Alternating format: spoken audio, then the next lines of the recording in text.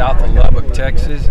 And Jeremy has a half section of organic cotton that he's had a first year's experience with, but he's also got a lot of acres of conventional cotton.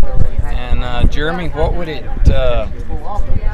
would motivate you to transition more acres into organic production? Is there what reasons would move you towards changing? Well, I think one of the reasons is, as we look at one of our jobs is we're to be good stewards of the land, and what's real important to me is I want to make sure I'm building the soil profile up, and that's what I love about the organic.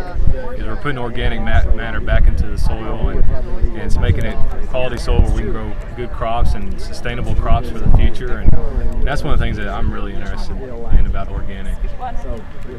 In your experience this past year, did you have a good crop in your first year's full organic production? How did that go?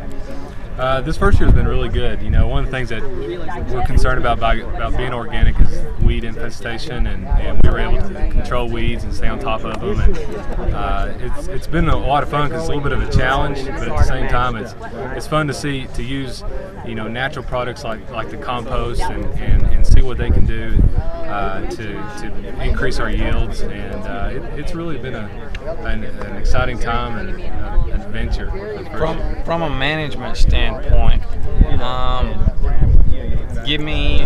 help me understand how much more time or less time it takes to farm conventionally versus organic.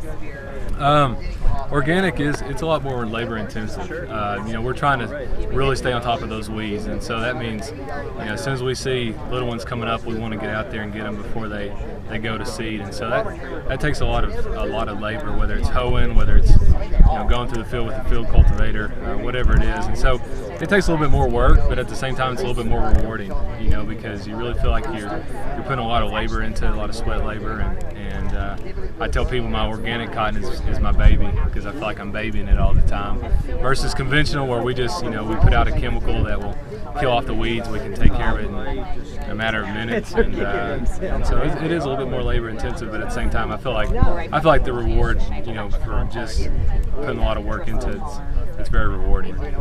On the inside of things, how is the difference between the marketing of your conventional cotton versus transitional or organic?